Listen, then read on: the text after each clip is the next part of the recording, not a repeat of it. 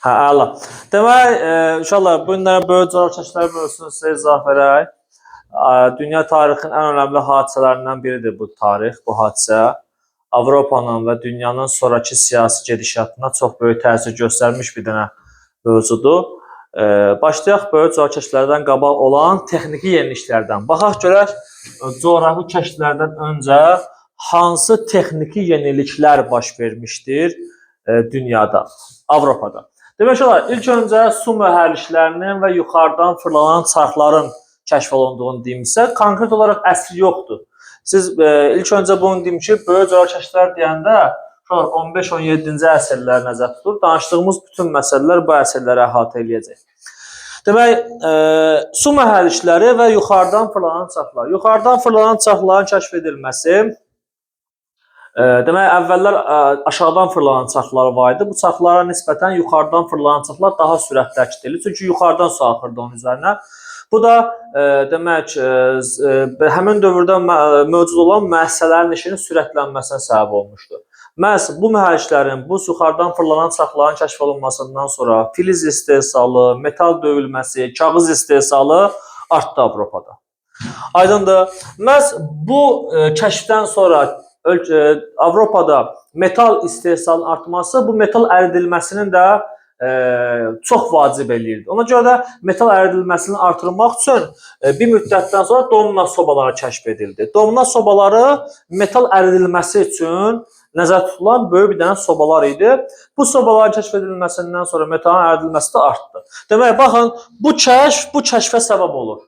Yəni, yuxarıdan fırlanan çarxların kəşf olunmasından sonra metal istehsalı artır, metal hasilatı artır. Ondan sonra metal əritmək üçün domina sobaları kəşf edilir. Bu dövrdə texniki kəşflər dövründə 16-cı əsrin mühüm kəşflərindən biri odlu silah oldu.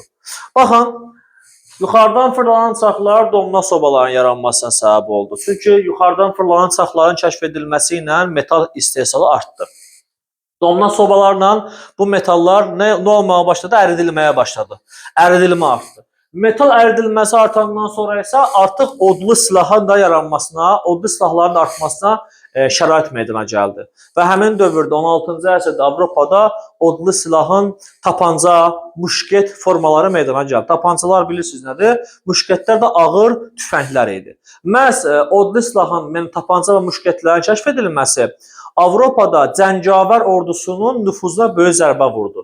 Yəni, əvvəllər ağır silahlı zirehlər geyinmiş cəngavər ordusu Avropa dövlətlərinin hərbisində mühüm yer tuturdu. Amma odlu silah və muşketlərin, tapanca və muşketlərin kəşf edilməsindən sonra artıq bu qoşunun nüfuzu azaldı. O demək, muzlu cəngavər qoşununun yerini tapanca və muşketlərlə silahlanmış muzlu qoşun almağa başladı. Aydındır, özünüz fikirləşin də, tapanca və muşketlər qabağında cəngavər ordusu nə edə bilər ki? Tapanca və muşketlərdən açılan atəşlər həmin o cəngavər ordusunu məhv eləyirdi. Ona görə artıq həmin o ordu ixtisara uğradı, yəni ləğv olundu. Yerinə tapanca və muşketlərlə təmin olunmuş muzlu qoşun meydana gəldi. Buna başa düşdü. Bundan başqa, bu dövrdə Avropalılara coğrafi kəşflər eləmək üçün yeni xəritələr, cihazlar və kompaslar lazım idi. Avropada yeni xəritə, yeni cihazlar, yeni kompaslar meydana gəldi. Amma əvvəllər isə səyahət zamanı səma cisimlərini, ulduzları izləməklə falan bunlar öz yönlərini tapırdılar. Amma yeni xəritələr, kompaslar meydana gələndən sonra artıq Avropalılar daha uzaq məsafəyə səyahətlər eləməyə başladılar.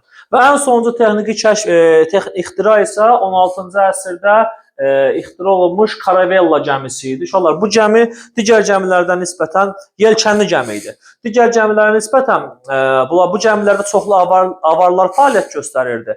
Və bu gəmilər, demək, bu gəmilərin kəşf edilməsindən sonra coğrafi səyyahlar daha uzaq məsafələrə, daha rahat şəkildə səyahət eləməyə bacardılar və bu gəmilərin kəşf edilməsindən sonra artıq bu gəmilər küləyin istiqamətinin, əvvəlki gəmilər küləyin istiqamətinə uyğun hərəkət eləyirdi.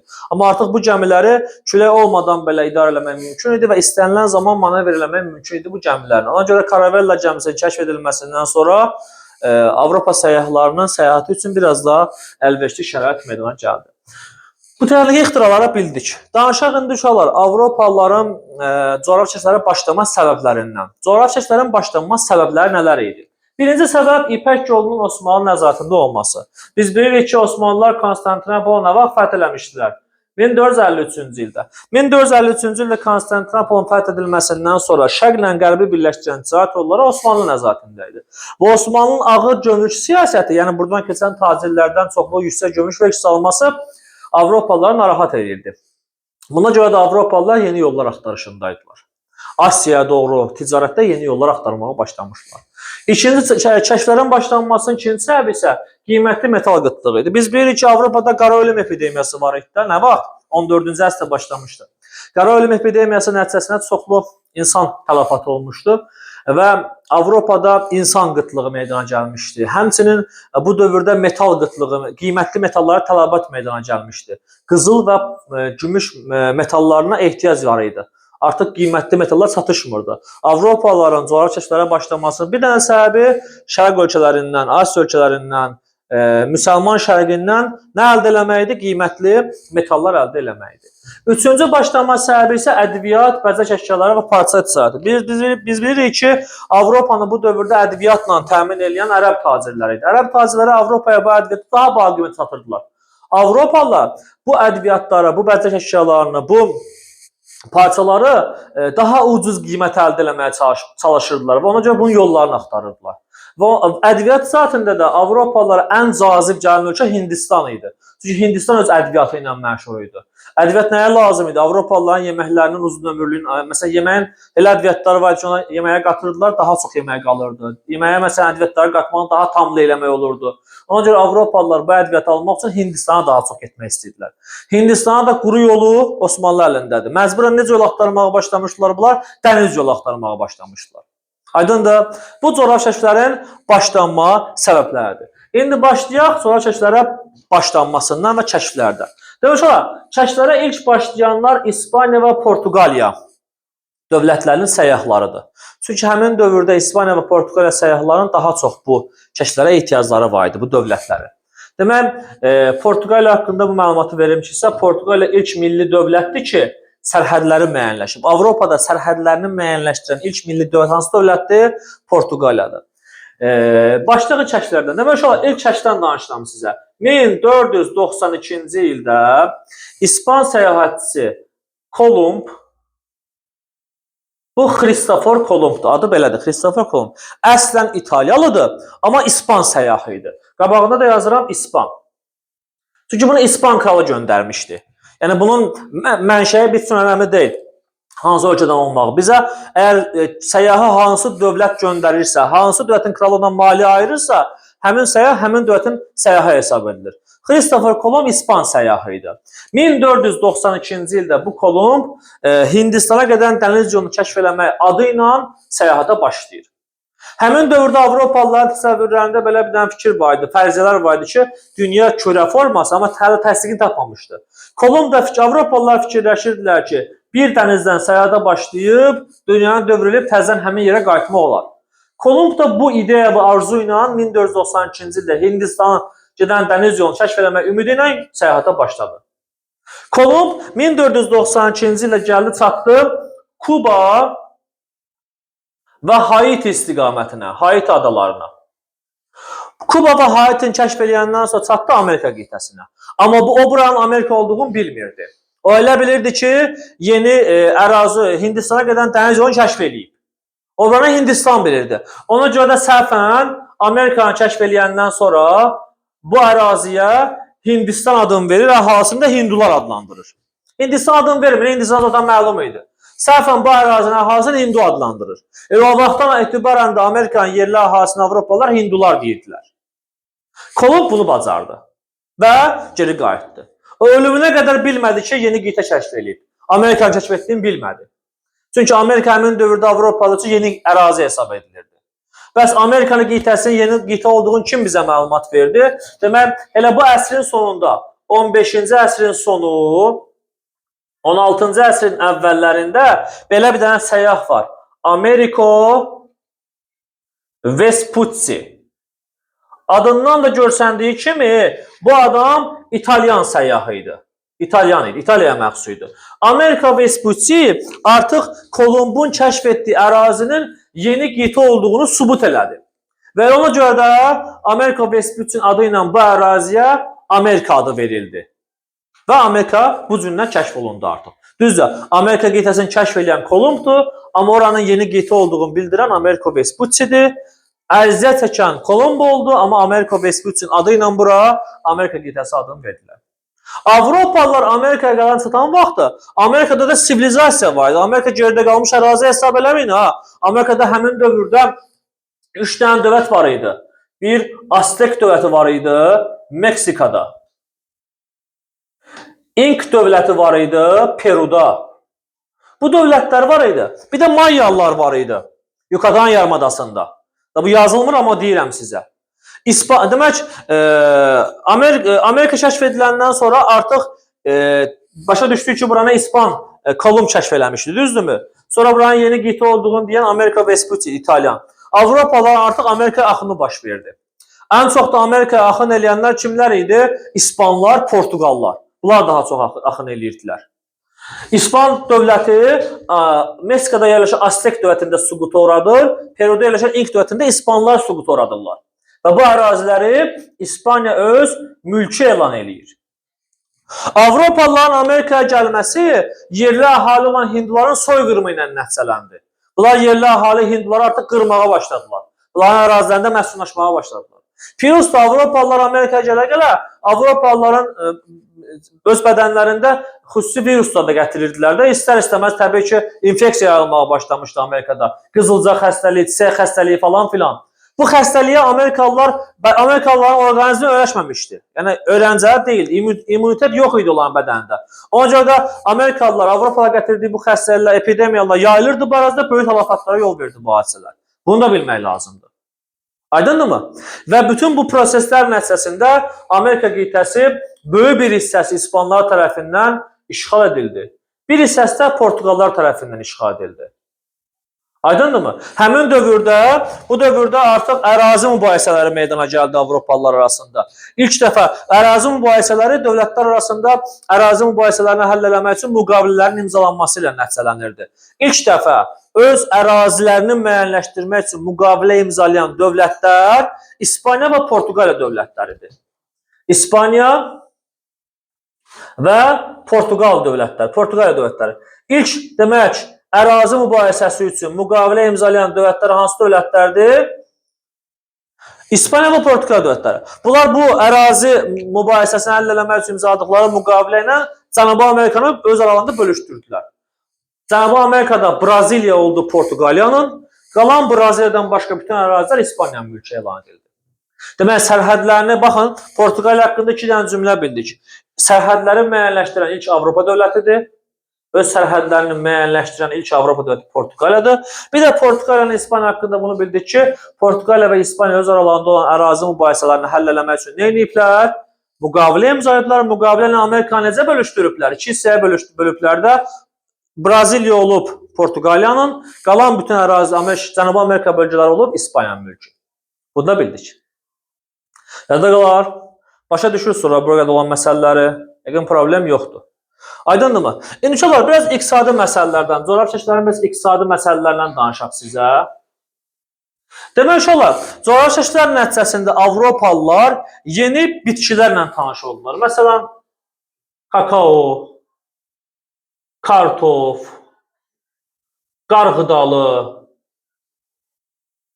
bu kimi bitkilərlə tanış oldular. Və bu bitkilərlə tanış olan Avropalılar artıq Avropaya bu bitkilər artmağa başladı. Və bu bitkilərin Avropaya axını nəticəsində, ən çox da kartof və qarğıdalının axını nəticəsində Avropalıların buğdaya olan tələbatları artıq azaldı. Yəni buğdaya olan asılılığı, buğda və arpaya olan asılılıq, dənli bitkilər olan asılılıq azaldı. Niyə? Çünki əvvəllər öz çörəkləri nədən, təbikardan çörəyi nədən hazırlayırlar? Buğdadan, arpadan, düzdür mü? Onu əldə edirlər, ondan sonra çörək əldə edirlər. Amma kartof və qarğıdalı artıq ikinci çörək. Şübhəsiz ki, bilirik ki, biz kartofu ikinci çörək adlandırırlar. Kartof və qarğıdalının Avropaya gətirilməsi nəticəsində artıq Avropalıların buğda və arpa kimi olan dənli bitkilər olan tələbatı azaldı. Yadda qalar burada, məlum məsələdir, başa düşdünüz bunu. Sonra Avropalılar Amerikada məsələn işğal edilər də, bildik də biz. Avropalılar işğal etdiyi ərazilərdə başladılar qaradərili insanları işlətməyə. Yəni Afrikadan qaradərliləri gətirməyə başladılar. Və bu da nəyə səbəb oldu? Qul alverinə səbəb oldu. Qul alveri genişləndi. Çünki Avropalılar ən çox da Amerikada yerli əhali hinduları məhv edəndən sonra burada tikdikləri sənaye müəssisələrində işlətmək üçün yerli əhali da yox idi deyə məcburən Afrikadan qaradərli qullar almağa başlayırdılar, gətirməyə başlayırdılar. Bu da qaradərlilərin Amerikaya axınına səbəb oldu və kölə ticarəti artdı bunun nəticəsində. Bunu da bilmək çox önəmlidir. Başa düşdükmü? Aydındır məsələlər, problem yoxdur ki burada.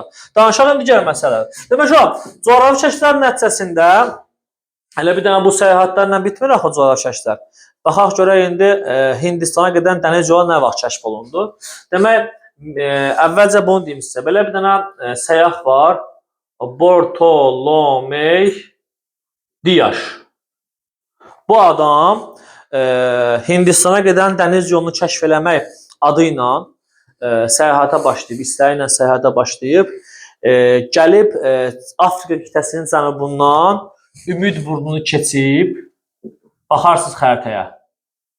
Ümid burnunu keçib, buranı kəşf eləyib, Ümid burnunu kəşf eləyib və oradan girib Hind okeanına. Biraz irəlilədikdən sonra Bartolomey Dias'ın, özü bunu da deyim sizə, Bartolomey Dias Portuqaliya səyyahıdır. Portuqaldır. Biraz Hind okeanında irəlilədikdən sonra isə artıq bu okeanın, belə deyim də, bu səyahətçilər yorulduğu üçün, dənizçilər yorulduğu üçün və biraz aralarında xəstəlik baş verdiyi üçün Dias axıra kimi getməyib, geri qayıdıb. Və Hindistanına gedən dəniz yolunu kəşf eləmək bundan qismət olmayıb.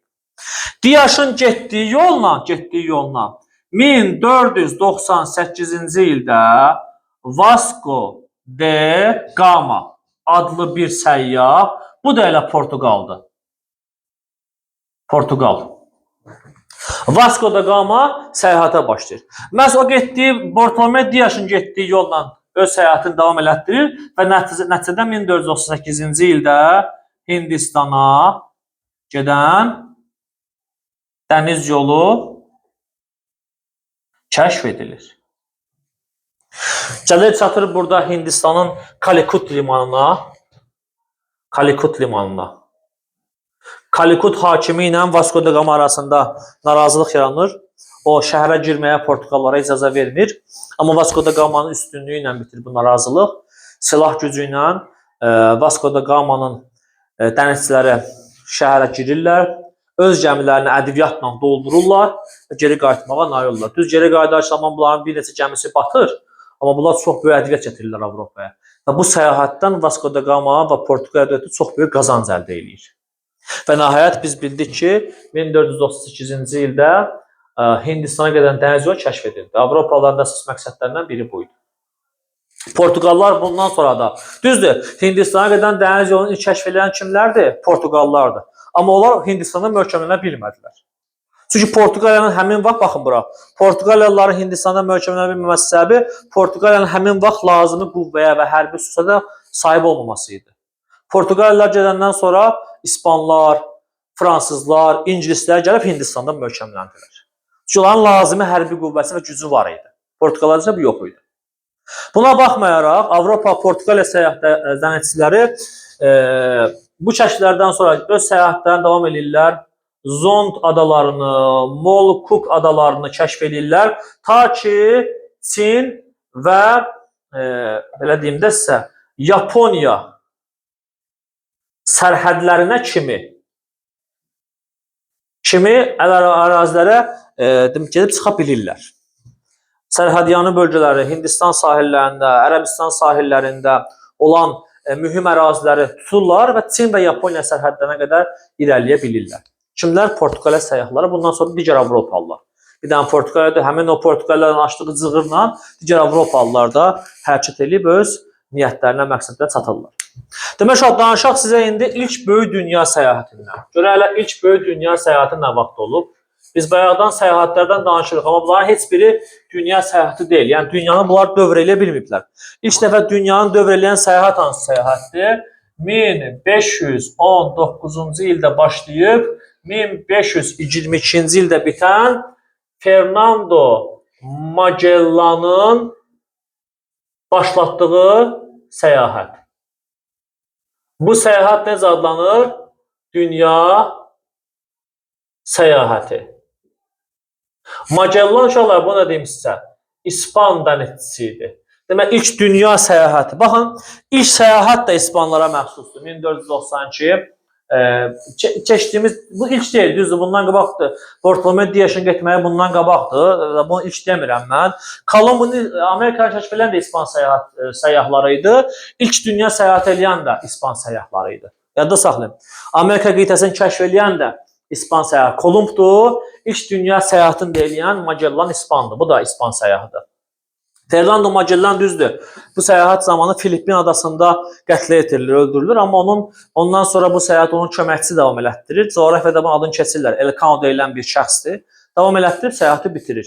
İlk dünya səyahəti, baxın, İspaniyadan başlayır bu səyahət. Bunlar dünyanı dövrülüb İspaniyaya qayıdırlar. Və ilk dünya səyahəti insanlara nəyi sübut elədi? Yəni bu səyahətin nəticəsi nə oldu? Yerin kürə formasında olmasını dünyaya, insanlara sübut elədi ilk dünya səyahəti. Bir də okeanların bir-biri ilə əlaqəsi olduğunu dünyaya, insanlara sübut elədi. Magellanın başlatdığı ilk dünya səyahətinin nəticələri nə oldu? Yerin kürə formasında olduğu insanlara sübut olundu. Bir də okeanların bir-birinə əlaqəsinin olduğu insanlara sübut olundu. Aydındır. Bu da Magellanın səyahəti haqqında sizin məlumat. Axırda danışım sizin nədən? Coğrafi kəşflərin nəticələrindən. Baxaq görək, coğrafi kəşflər nəticələri nələr olublar. Buyurun, düşdünüz kameraya. Mən bir adam dərs çəkirdim burada. Gedəcək demişdiniz ki, gedəcək. Nə tanıtır? Gül nədir? Gül nədir? Nə oldu? Mərdimazar axtarmağın deyil ki. Mərdimazar axtarmağın deyil ki. Evi yoxdur, narahat olmayın. Demək uşaqlar, kəsərəm o hissən, narahat olmayın. Demək uşaqlar, baxaq digər məsələlərə. Coğrafi kəşflərin nəticələri. Böyük coğrafi kəşflərin nəticələri. Coğrafi kəşflərin nəticəsində birinci nəticə bunu yazıram. Dünya ticarəti yarandı. Dünya ticarəti yarandı. İkinci nəticə. Dünya ticarəti, ticarət dənizlərdən okeanlara keçdi. Özü hansı okeana? Ən çox Atlantik okeanına. Aydındır, ikinci nəticə. Üçüncü, ticarət mərkəzləri. Beynəlxalq ticarət mərkəzləri. 3 dənə dövlətin limanlarında cəmləşdi. Portuqaliya, Niderland və İngiltərə. Kod olaraq bunu PIN kod adı ilə yadda saxlaya bilərsiniz. Bunu da bildik. Sonra, dördüncü nəticə. Coğrafi kəşflər nəticəsində müstəmləkə işğalları başladı. Sonra, kəşflər nəticəsində kölə ticarəti genişləndi. Kəşflər nəticəsində İpək yolu əhəmiyyətin itirdi. İpək yolu əhəmiyyəti itirdi. Və İpək yolu üstündə yerləşən dövlətlər iqtisadi iflas uğradı. Yəni, böyük zərər çəkdilər. Bu kəşflərə qədər dünyanın əsas ticarət ölkələri Venesiya ilə Genoa idi, düzdür? Sələb işlərin nəticəsində Venesiya ilə Genoa dünyanın ticarət mərkəzlərinə çevirmişdilər. Kəşflər nəticəsində Venesiya ilə Genoa öz ticarət birinciliklərini itirdilər. Aydındırmı? Bu saydıqlarım coğrafi kəşflərin nəticələridir. Və nəhayət axırıncı məsələdən sizin danışıram. Axırıncı məsələni sizin izah edirəm. Bundan da yekunlaşdırırıq dərsimizin izahını. Onu da sizin izah edeyim. Narahat olmayın. Demək inşallah, axırıncı məsələ merkantalizm siyasəti. Bu siyasət 17-ci əsrdə Avropada olmuş siyasətdir. Bu siyasətin tərəfdarı olan dövlətlər nə deyirdilər? Deyirdilər ki, xalqın rifahı üçün, belə deməyək də, insanların rifahı deyək. Çünki həmin vaxtlar xalq anlayışları yavaş-yavaş meydana gəlir. İnsanlar desək daha doğru olar. İnsanların rifahı qızıl, gümüş ehtiyatlarından asılıdır. Yəni, nə qədər qiymətli metal ehtiyatları olsa, insanlar daha rifah halında yaşayarlar, dövlətlər daha güclü olarlar. Bunu bildirirlər. Və bu siyasətə əsasən, əsas bu siyasətin mahiyyəti, əsas mahiyyət. Demək, əsas mahiyyət nə idi? İdxalı məhdudlaşdırmaq,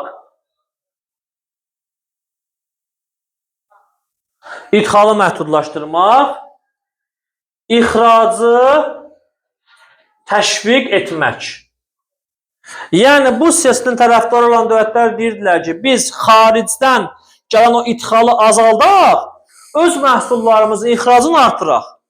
Bu yolla da nə edək? Öz milli gəlirimizi, sənayemizi, iqtisadiyyatımızı inkişaf etdirək. Məhz bu siyasətin tərəfdarı olan dövlətlər nə edirdilər? Xaricdən gələn məhsullara yüksək gömrük vergisi qoyurdular. Onların sayını azaldırdılar. Və yaxud da xaricdən gələn məhsulları qadağan edirdilər. Daxili məhsullarını inkişaf etdirib ixracı artırırdılar. Aydındır, merkantilizm siyasətinin dəstəkçisi olan dövlətlər hansı iş görüblər?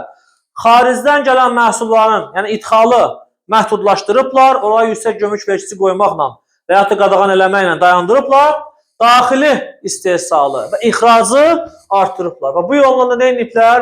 Öz gəlirlərini və sənayələrini inkişaf etdiriblər. Başa düşdünüz? Aydın oldu. Dərsimizin izahı bu qədər. İnşallah ki, bu izah sizə faydalı olacaq. Sağ olun, salamat olun.